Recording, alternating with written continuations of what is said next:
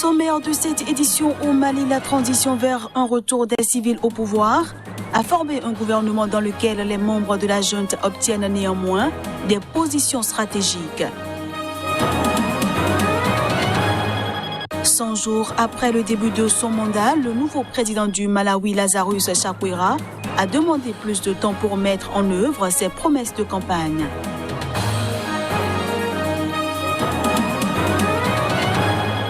Et puis 3 suspects accusés d'avoir aidé les hommes armés impliqués dans l'attaque du centre commercial Westgate de Nairobi en septembre 2013 comparaissent devant un tribunal.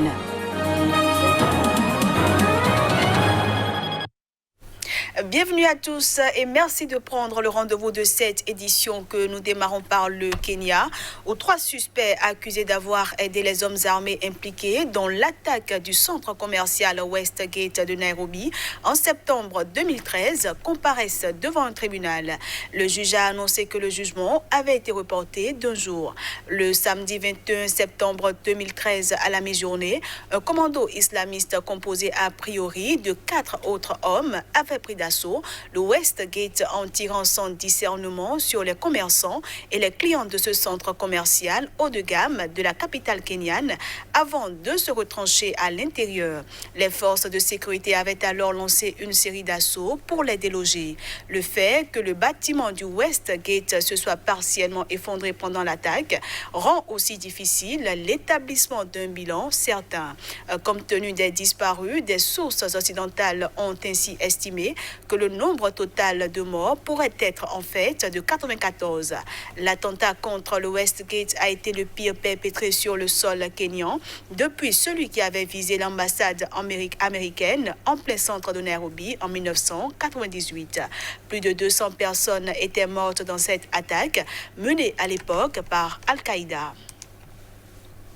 Au Mali, le président de transition Bandao a nommé un gouvernement de 25 membres dans lequel les militaires obtiennent les postes clés. C'est ce que l'on peut retenir d'un décret lu ce lundi en direct à la télévision publique ORTM.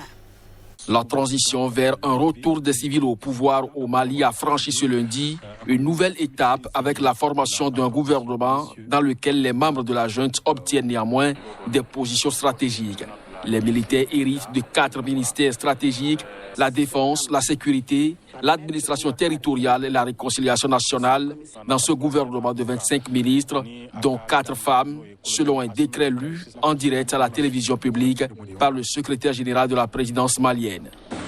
Sont nommés membres du gouvernement en qualité de ministre de la Défense et des anciens combattants, colonel Sadio Kamara, ministre de la Justice et des Droits de l'Homme, garde des Sceaux, M. Mohamed Sida Diko, ministre de l'Administration territoriale et de la décentralisation, lieutenant-colonel Abdoulaye Maïga, ministre de la Sécurité et de la Protection civile, colonel Modibo Kone, ministre de la Réconciliation nationale, colonel-major Ismaël Ouagé, ministre de la Refondation de l'État, chargé des relations avec les institutions, M. Mohamed Koulibaly, ministre des Transports et des Infrastructures, M. Makan Fili Dabo, ministre des Affaires étrangères et de la Coopération internationale, M. Zeni Moulay, ministre de l'Économie et des Finances, M. Alousseni Sanou. À noter que toutes les exigences des pays voisins ne sont pourtant pas encore satisfaites. Il s'agit notamment de la dissolution de la junte et la libération des personnalités civiles et militaires arrêtées lors du putsch du 18 août dernier et toujours détenues. 100 jours après le début de son mandat, le nouveau président du Malawi, Lazarus Chakwera, a demandé plus de temps pour mettre en œuvre ses promesses de campagne. Chakwera a, rappelons-le, remporté une nouvelle élection le 23 juin dernier, après que la plus haute cour du pays ait annulé un vote de 2019 qui avait donné la victoire à son rival et prédécesseur Peter Mutharika pour cause de fraude. À l'occasion de son discours d'investiture, le nouveau président du Malawi, Lazarus Chakwera, s'est engagé à mener une lutte sans merci contre la corruption qui mine le pays. Mais 100 jours après le début de son mandat, Il a demandé plus de temps pour mettre en œuvre ses promesses de campagne. Quelqu'un m'a demandé si j'en avais fait assez. Non, je serai le premier à vous dire que je n'en ai pas fait assez et que ce pays n'en a pas fait assez. Mais nous pouvons tous collectivement faire plus que ce qui est fait en ce moment.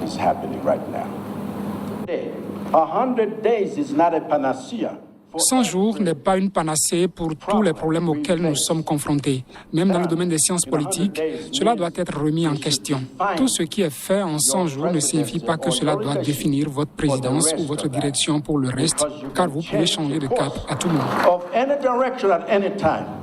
Mais selon les Malawites, le président s'est honteusement écarté de ce qu'il leur avait promis. Le président s'est honteusement écarté de ce qu'il avait promis aux Malawiens et ces derniers doivent s'attendre à 5 années de politique de partis mesquines, de bataille de suprématie entre le parti du Congrès du Malawi et leur compagnon politique, l'UTM. Classé 23e pays d'Afrique subsaharienne en matière de corruption dans le classement 2020 de Transparency International, le Malawi a plusieurs reprises été secoué par des scandales de ce genre. Je l'annonçais en titre, en Sierra Leone, l'interrogatoire de l'ancien président Ernest Bai Koroma par une commission anticorruption prévue ce lundi a été reporté à jeudi prochain, et ce, à la demande de ses avocats. C'est ce qu'a indiqué le porte-parole de cette institution. Plusieurs anciens responsables de l'administration Koroma au pouvoir de 2007 à 2018 ont déjà été arrêtés dans le cadre de la lutte contre la corruption et le gaspillage des fonds publics. Cette lutte a été engagée par son successeur, Julius Maada Bio, qui a promis de récupérer des dizaines de millions de dollars volatilisés. L'ancien chef de l'État, qui a l'interdiction de quitter le territoire, a été lui-même convoqué par les enquêteurs qui souhaitaient l'entendre lundi. Mais la commission anticorruption a reçu une lettre des avocats de ce dernier demandant le report de sa comparution au 8 octobre prochain afin de leur laisser le temps de discuter avec le client. C'est du moins ce qu'a indiqué le porte-parole de cette instance indépendante, Patrick Sandy, selon qui ce report a été accepté. Par ailleurs, les services de sécurité s'inquiètent des violences qui pourraient éclater si Ernest Bai Koroma est interrogé à Freetown où des partisans de l'ex-président entendaient manifester leur soutien lors de sa comparution. Son procès pourrait donc être déplacé en dehors de la capitale Freetown pour des raisons de sécurité, sans indiquer s'il comptait répondre favorablement ou non à la convocation des enquêteurs. L'ancien président a qualifié la semaine dernière de chasse aux sorciers ridicule sa mise en cause. Une commission d'enquête a conclu en masse que des millions de dollars restaient introuvables après avoir épluché les comptes datant des années de pouvoir d'Ernest Bai Koroma, de ministères et d'entreprises publiques. Tout comme lui, quelques 130 personnalités liées à son régime sont interdites de sortir du territoire. Les autorités malgaches ont présenté la version gélule du Covid organique, ou COV, remède à base de plantes contre le coronavirus. La version gélule est lancée après la tisane, contre laquelle l'OMS avait lancé une mise en garde. Le Covid organique, ou CVO en gélule, c'est la nouvelle présentation du remède à base de plantes produit depuis des mois par le Madagascar pour lutter contre le coronavirus. Après la tisane largement distribuée sur l'île et également envoyée dans plusieurs pays, essentiellement africains, les autorités ont lancé vendredi la version gélule de cette potion à base de plantes. Selon les statistiques officielles du gouvernement, 7 millions de personnes ont testé la tisane Covid organique à Madagascar, mais à ce jour, aucune étude scientifique n'a prouvé son efficacité. L'OMS avait d'ailleurs mis en garde contre toute tentation de promouvoir sans texte scientifique la potion vantée par le président.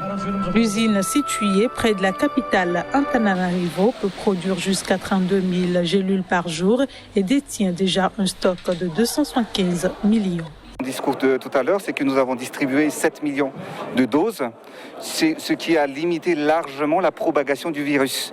Et comme vous pouvez constater aujourd'hui, Madagascar est sur le point de vaincre totalement le coronavirus, contrairement aux autres pays. Et aujourd'hui, on a pu constater que l'artisanat seul guérit le coronavirus.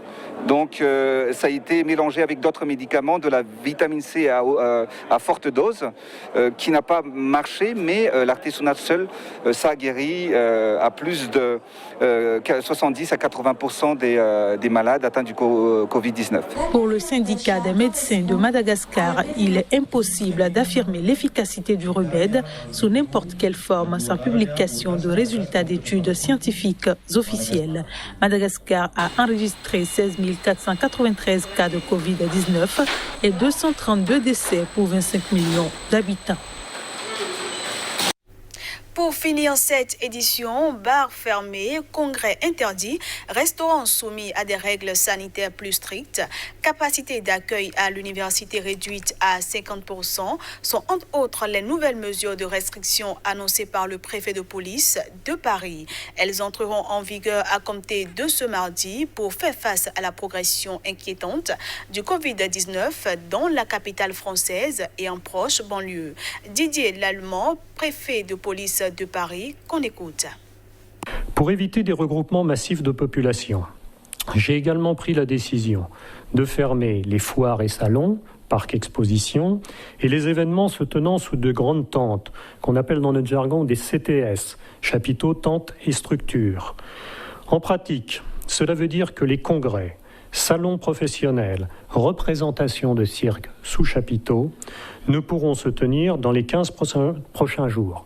Les clubs de sport, clubs de fitness resteront fermés également. Je le repréciserai dans l'arrêté qui sera publié dans quelques minutes, de manière à ce que les choses soient parfaitement claires par rapport à ces pratiques sportives qui peuvent représenter également des foyers de contamination. J'ai décidé que tous les équipements de plein air, les stades, les terrains d'entraînement physique, pourront rester ouverts à condition de rassembler moins de 1000 personnes ou 50% de leur capacité maximale si elle est inférieure à ce chiffre de 1000 personnes. Voilà qui vient mettre un terme à cette édition que je vous remercie d'avoir suivi. À bientôt.